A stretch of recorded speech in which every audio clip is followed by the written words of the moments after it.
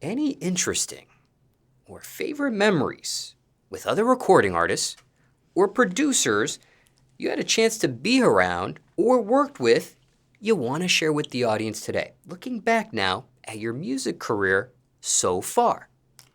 Bro, it was 2020, bro. I had just copped this crib in Bel Air. And Hood Brat was with me. She's like, yo, let's just throw like a little album release party for our single. Da, da, da. And I'm like, yeah, cool. So I'm like, cool. We only got like 10 hours, bro, before the time of this party, right? So at this time in the pandemic, you could only have 8 people in a house because there's like requirements or whatever. Bro, over probably 800 people show up. Chris Brown, Lonzo Ball, Pierre Bourne, hella people from Love and Hip Hop Miami. Slime was there, Rico Diamonds, Maybach Dice, shout out Maybach. Bro, everybody. Bobby Valentino, Jello, bro, so many. Matter of fact, the crib was literally across from Drake's house. Like you could see it from my backyard because we had a shared golf course. We could see his crib from my crib. Y'all know when if you watching this, you want to have a party, just drop a comment and tell them how dope that shit was. And that can be done below this video. Now, what was the reaction to 800 people from your other neighbors? Bro, so I lived next door to a Supreme Court judge.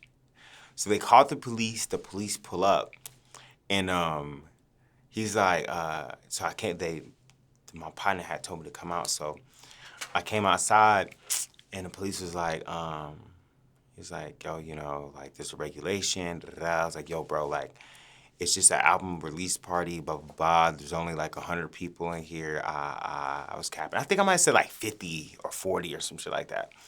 But literally, as I'm telling him this, all you see was like 6 Lamborghinis and like hella black trucks just pull up and bitches just hopping out, bro.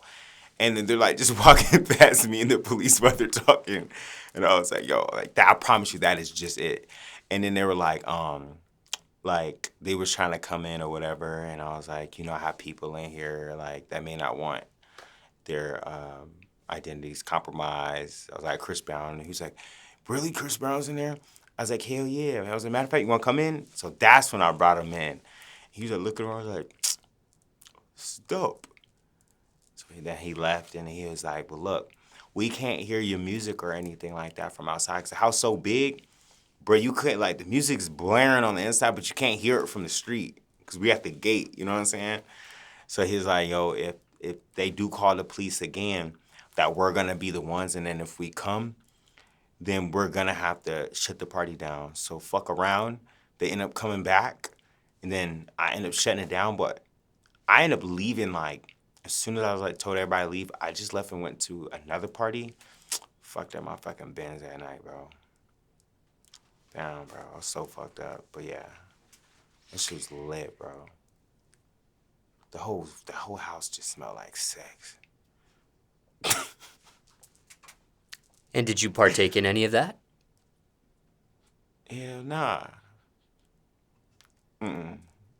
I left, remember? Just fact checking. Yeah. Now, 800 people. Is that a literal figure or? Yeah, literally, and there was still walking room. That's how big the crib is, bro.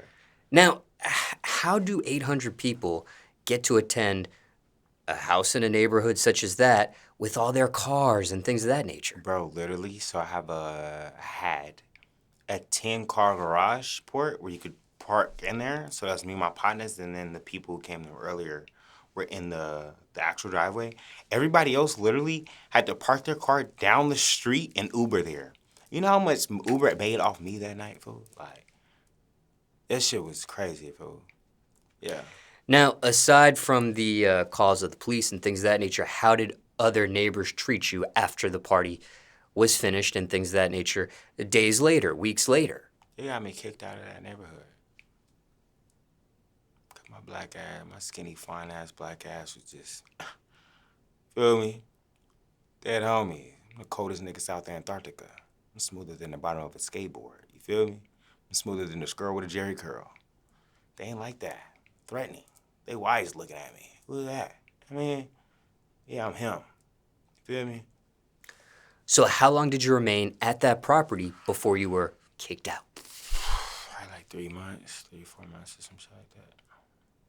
Now, were you renting that property at the time? Yeah, I was renting it.